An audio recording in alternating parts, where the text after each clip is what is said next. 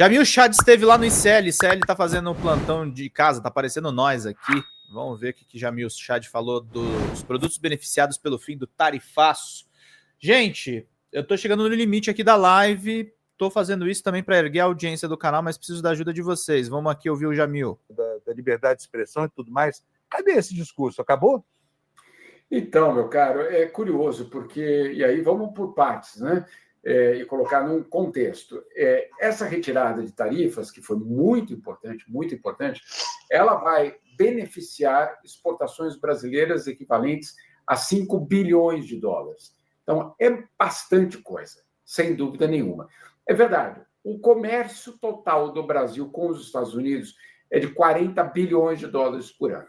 Essas tarifas são retiradas para setores que juntos representam 5 bilhões. Então, um pouco mais de 10%. Então o resto dos 90% está tudo tarifado? Não, não é exatamente assim. Vários outros setores já tiveram as suas isenções, outros fizeram acordos. Claro, ainda tem um ponto fundamental no meio de tudo isso, que é, claro, o setor industrial. E isso o governo brasileiro vai continuar negociando.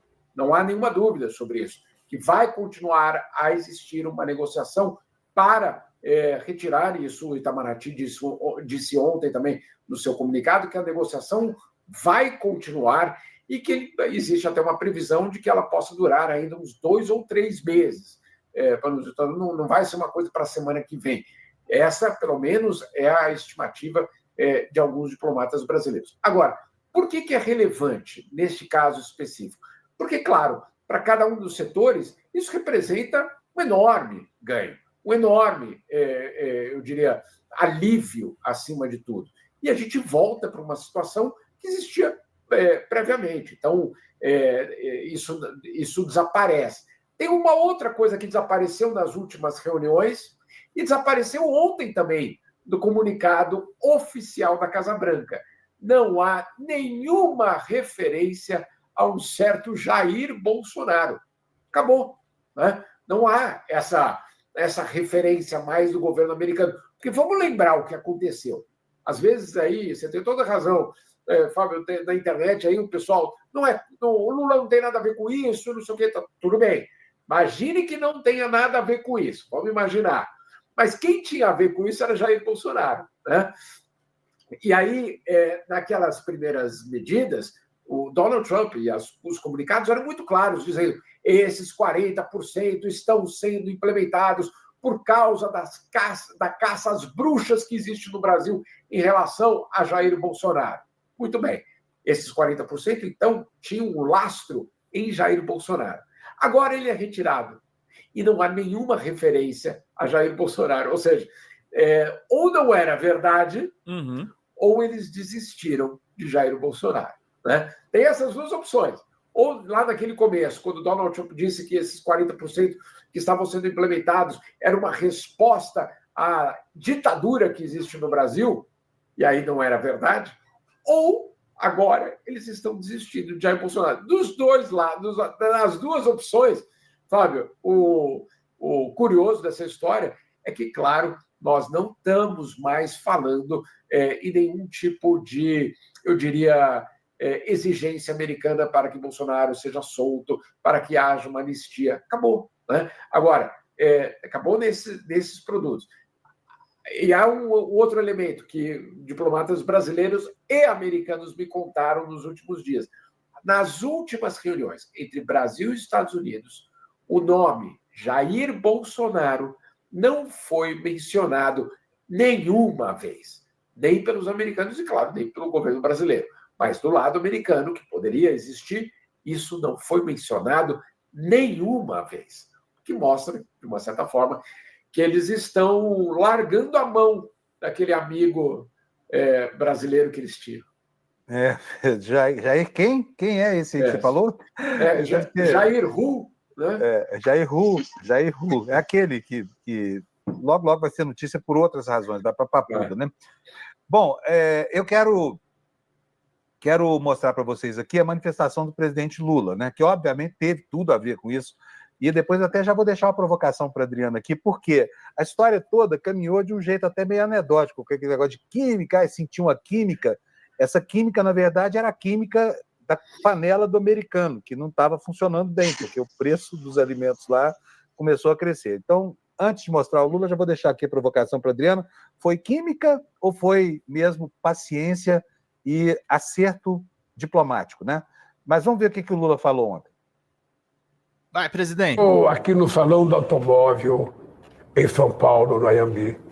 Estou indo para o aeroporto de Guarulhos, que eu vou embarcar com o Haddad para a África do Sul para participar do G20. E estou me despedindo do meu vice-presidente, Geraldo Alckmin. E o que é importante é que os dois são meus negociadores com o governo americano para discutir o comércio entre Brasil e Estados Unidos. E eu acabo de receber uma notícia que me deixou feliz. Não é tudo que eu quero, não é tudo que o Brasil precisa, mas é uma coisa muito importante. Depois do telefonema de meia hora com o presidente Trump, depois do encontro na Malásia, o presidente Trump acaba de anunciar de que vai começar a reduzir vários produtos brasileiros que foram taxados em 40%. Isso é um sinal muito importante para a relação civilizada que tem que ter Brasil e Estados Unidos.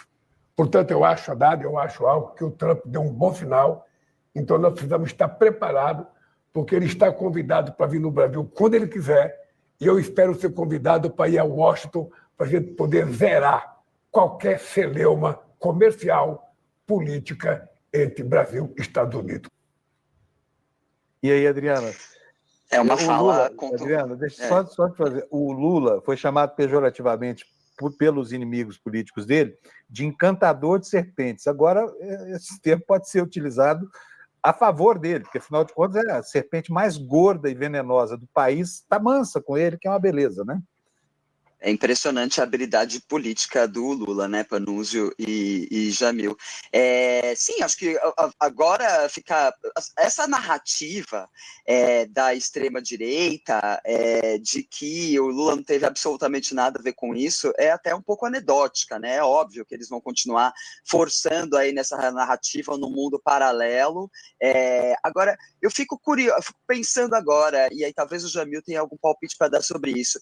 A quem sobrou ao Eduardo Bolsonaro e Paulo Figueiredo recorrer? Porque, né, ao governo dos Estados Unidos, ao que tudo indica, como o professor Leonardo Trevisan, algumas pessoas ali do governo dos Estados Unidos, em especial a turma do Marco Rubio, alguém tomou uma bronca. Porque a primeira história que contaram para o Donald Trump, para o tarifaço, que politicamente apoiar o Jair Bolsonaro seria uma boa opção, era uma anedota, né? E agora, o que vai acontecer com essa dupla, esses dois patetas que estavam circulando ali com entrada pela Casa Branca? Olha, é difícil de dizer, Adriano, mas você tem toda a razão em colocar essa história nesse contexto, eu diria, até de constrangimento para esses dois personagens. Dois personagens que é curioso, principalmente o Paulo Figueiredo, porque ele se apresenta como neto do presidente brasileiro, né? Ele só não diz que é o neto de um ditador brasileiro, né? É muito curioso, porque ele faz essa defesa da democracia e uma das credenciais que ele utiliza já é uma mentira. Claro que o vô dele foi presidente, mas ele não conta a história toda. Ele conta a história como se tivesse sido um presidente eleito democraticamente. Então, ele é o defensor da democracia e usa o avô ditador de chancela para sua própria legitimidade.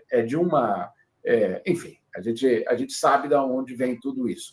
É muito difícil hoje você convencer o empresariado americano e brasileiro de que esses dois personagens jogam a favor das economias das duas maiores economias do hemisfério. Então, nós não estamos falando aqui de uma ilha pequena em algum lugar do Caribe que tem uma relação complicada com os Estados Unidos.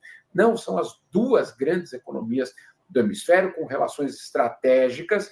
O governo americano sabe que não pode entregar de bandeja o Brasil para a China, sabe que quanto mais houver uma pressão ou algum tipo de atuação complicada em relação ao Brasil, quem se beneficia disso são os chineses.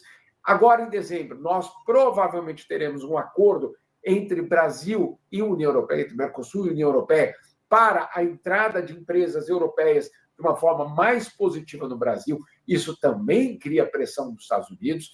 E vamos lembrar, Donald Trump sabe muito bem que o comércio é a espécie de, não só o comércio, mas as relações comerciais e econômicas, e no caso os investimentos, elas são as espinhas dorsais, basicamente, dessa relação. Então, prejudicar esse lado é, obviamente, prejudicar a própria posição dos Estados Unidos na região.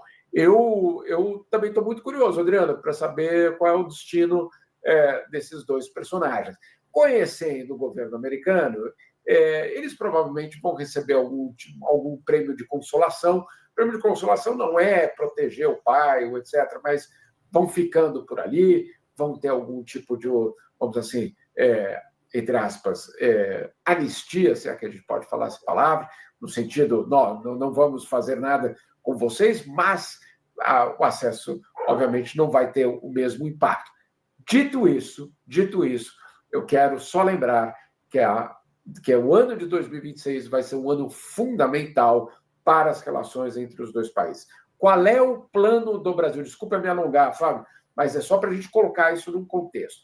O contexto era, nós tínhamos a pior crise diplomática entre Brasil e Estados Unidos em 200 anos. Isso foi agosto e setembro. Julho, agosto e começo de setembro. Muito bem. A estratégia montada pelo Brasil era, em primeiro lugar, frear a escalada da tensão. Esse era o primeiro ponto. Segundo ponto, começar a retirar algumas das tarifas colocadas contra o Brasil. E terceiro ponto, criar uma situação pela qual, em 2026, o governo americano não fará uma ingerência na eleição brasileira. Então, olha só, esse é o plano. Não é por acaso que essas coisas estão acontecendo.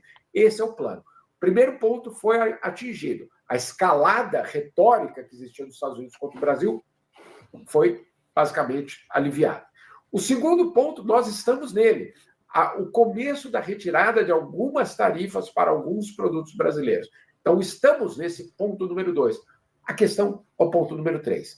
Garantir que em 2026 a eleição brasileira possa acontecer sem a ingerência externa. Quer comentar, Adriana? Não, eu acho que, bom, de acordo, né, como estamos acompanhando aí, a gente nunca pode confiar 100%, né, mas eu fico pensando também em todas aquelas pessoas, porque esses pontos que o Jamil levantou mostram como a diplomacia brasileira é eficiente. Foi um trabalho diplomático eficiente, demorado, né, em alguns momentos ali sem retorno, mas teve um resultado positivo. E o que dizer agora? As pessoas fizeram críticas à diplomacia brasileira, como, por exemplo, o governador Tarcísio, que no primeiro momento ali disse que o governo Lula estava politizando as negociações com o governo dos Estados Unidos, né? Então, todos esses críticos também, eles agora perderam um discurso, não tem mais esse discurso para o ano que vem, e a esses críticos sobrou o boné do MAGA, na verdade. Uhum. Exatamente. Ou do Pateta. Ô, Jamil, COP30. A gente precisa falar um pouquinho sobre a COP30 aqui, por quê? Não, foi muito boa a lembrança. COP30. Olha, a COP começou com o movimento de sabotagem, né, dos países que estão descomprometidos dessa visão contemporânea da ameaça climática. Nós tivemos aqui o problema da disponibilização dos espaços físicos para hospedagem das delegações. Aí nós tivemos um começo tormentoso, uma pauta que acabou não se consolidando. Nós tivemos também aquela fala desastrosa do Merz, que é o chanceler da Alemanha, que falou muita Merz no meio do caminho. Falou Merz pra caramba. E estamos terminando a COP aí com um incêndio, né? Incêndio que, infelizmente, não teve maiores consequências, mas sem grandes perspectivas na área ambiental, Jamil. E aí? Não, olha, de fato é o seguinte, no que se refere à COP, e aí não estou falando da presidência brasileira, nem do embaixador André, de uma forma geral.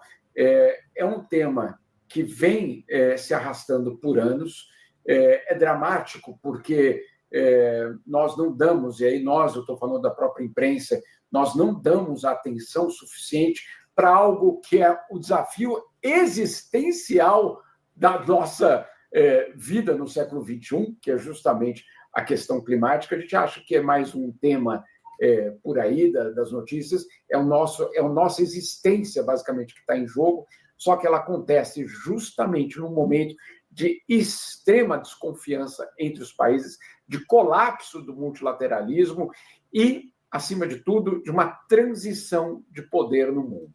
Então, coloca tudo isso no mesmo pacote, Fábio, Adriano, não há um espaço, eu diria, muito favorável para se chegar a um acordo em algo tão profundamente determinante para as próximas décadas. É dramático isso, é absolutamente dramático. Por quê? E já vários embaixadores, ministros falaram isso na COP, estavam ouvindo os discursos. É uma reunião sobre economia, não é sobre clima apenas. E aí, por que economia? Porque o que está sendo decidido é o modelo de produção do século XXI. Onde vai o modelo de produção do século XXI? Essa é a decisão que está sendo tomada, no fundo, nessas COPs. E o problema é que nós temos aí uma disputa entre China e Estados Unidos justamente pela hegemonia do século XXI. Então, é dramático, porque você tem, obviamente, os produtores de petróleo dizendo não vou abrir mão do único recurso que eu tenho neste momento, tendo em vista que a minha concorrência vai ser muito grande. Os chineses foram muito espertos e desenvolveram justamente tecnologia ambiental para ser a hegemonia do século XXI. Os chineses não desenvolveram tecnologia ambiental porque eles são bonzinhos. Os chineses não desenvolveram tecnologia ambiental porque eles estão preocupados com o futuro do planeta. Eles desenvolveram isso porque eles entenderam que é essa tecnologia ambiental que vai ser a base da economia no futuro. E aí, o que descobriram os americanos ao mesmo tempo? Não fizemos o mesmo.